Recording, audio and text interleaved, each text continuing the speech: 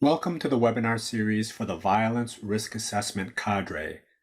This webinar is not a substitute for in-person training.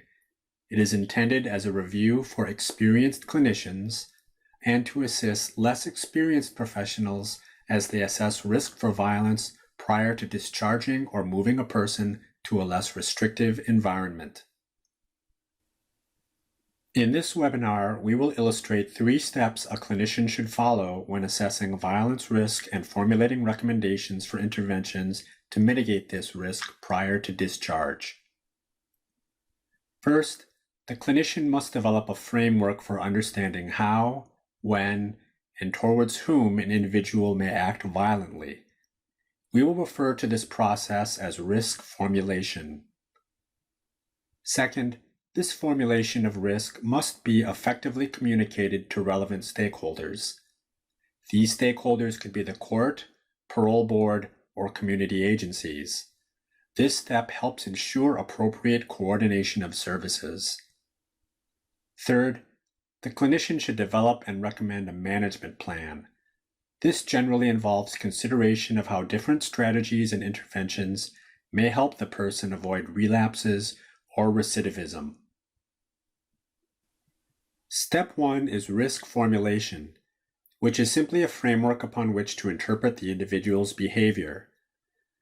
The framework is based on the premise that violence has an identifiable function, often assisting individuals in achieving specific goals. Individuals with a history of violent behavior generally chose the situations, contexts, and the targets of their violent behavior. The decision to engage in violent behavior does not have to be rational or well-conceived. What counts is that violence is purposeful and planned. Evaluators can start to analyze the factors and decision-making points underpinning violence most effectively when they are working within a coherent framework. Risk assessment instruments may assist in systematizing this analytical process. You can learn more in the webinar dedicated to reviewing risk instruments. In that webinar, we note that combining the group-based data from actuarial measures and the dynamic variables of the structured professional judgment instruments may give a nuanced picture of an individual's risk presentation.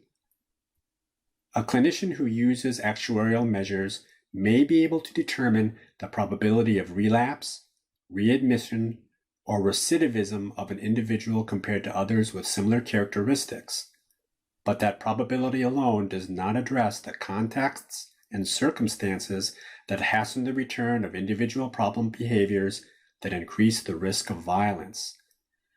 Risk is dynamic and contingent upon contexts and circumstances. A low-risk individual may not always remain at that same level of risk. You can strengthen the predictive ability of instruments by introducing information about factors specific to the subject's behavior and the context at hand. Understanding the individual's patterns of concerning behavior can help us identify when an otherwise lower-risk person may move to a more elevated risk for violence. Identifying patterns of concerning behavior will offer some insight into the trajectory of this type of behavior. The systematic analysis of this trajectory will provide information about 3 factors. 1. Factors that may motivate someone to carry out violence, which occurs when violence is perceived as beneficial or bringing additional rewards. 2. Factors that may disinhibit violence, which occurs when a person decreases the value of the negative consequences of violence. 3. Factors that may destabilize the individuals and their ability to control violent behavior. A good way to gather information about the concerning behavior trajectory is to request the individual provide a personalized account of their problems with violence throughout their lives and conduct a functional analysis of their use of violence. The clinician should examine the individual's history, developmental influences, cognitive schema, personality features, and psychiatric symptoms. This information helps the clinician develop a model of violence and draw hypotheses about violent occurrences. As a result, the clinician can design different scenarios of risk specific to that individual and their trajectory. A risk scenario is a forecast of future violent behavior based on parameters such as the type of violence under consideration, type of victims, and specific circumstances. Multiple potential risk scenarios can be built for a given individual, but generally, clinicians should generate the most plausible and likely scenarios of risk based on the individual's past behavior. The process of developing scenarios entails examining a broad spectrum of scenarios with 4 different types of trajectories. First is the worst-case scenario trajectory, where violence not only repeats, but also escalates in severity. The second is the flat trajectory scenario, where the individual engages in the same type of violence as in the past. Third is the best-case scenario, where the individual's violence decreases in frequency and/or severity or disappears altogether. The fourth trajectory is called transversal and considers how behavior can mutate towards other forms of violence or targets. The resulting scenarios and trajectories will be used to directly guide the risk communication strategy and the development of risk management plans.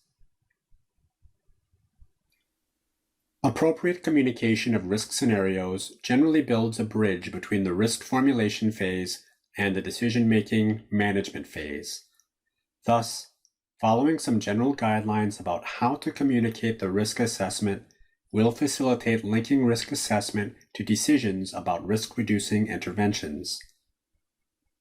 Depending on the context, practitioners may accentuate predictions of risk, which could be either probabilistic, i.e. percentage-based, or categorical, that is, predictions that provide concrete probabilities of recidivism or predictions that categorize likelihoods of future violence as low, moderate, or high compared to others with similar circumstances.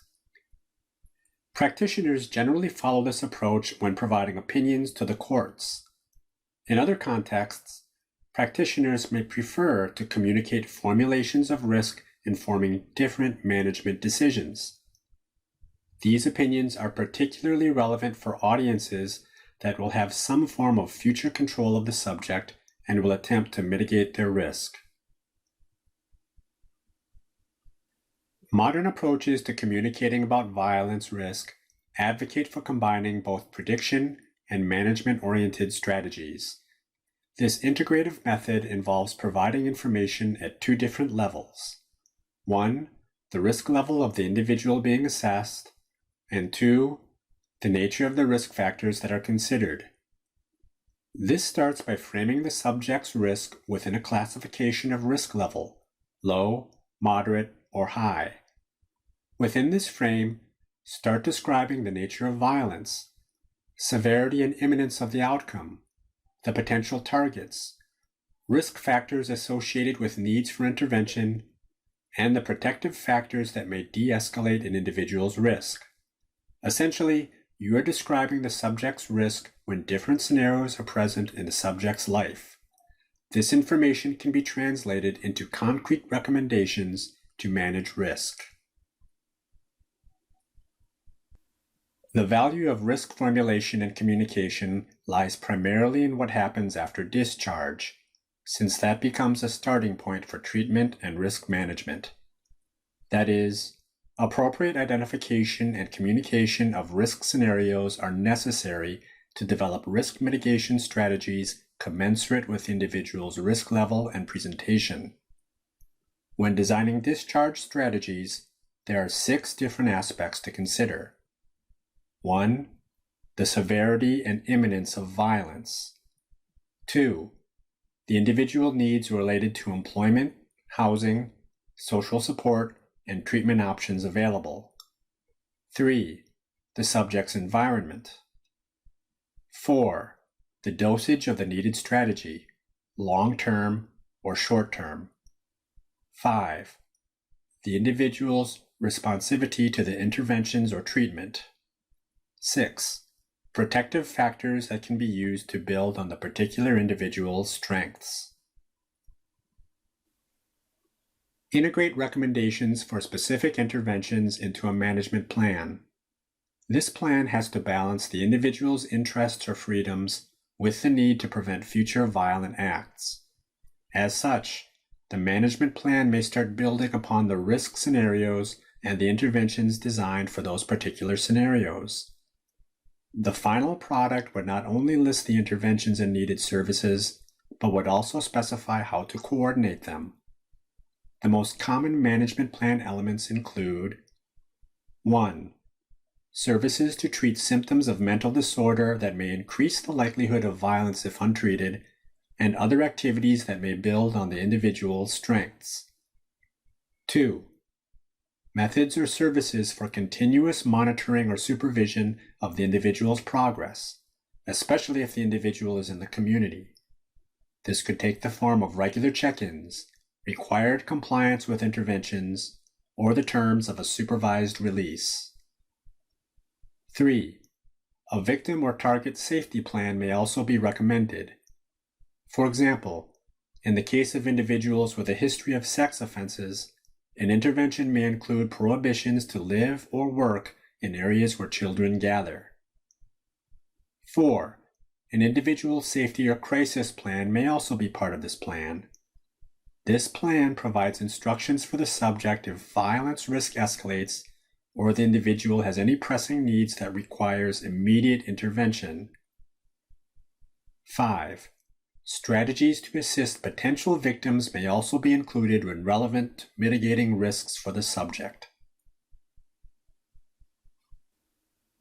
Here are the main takeaway points for this webinar. The goal of risk assessment at discharge or movement to a less restrictive environment is to aid in recommending services and interventions that decrease an individual's likelihood for future violence.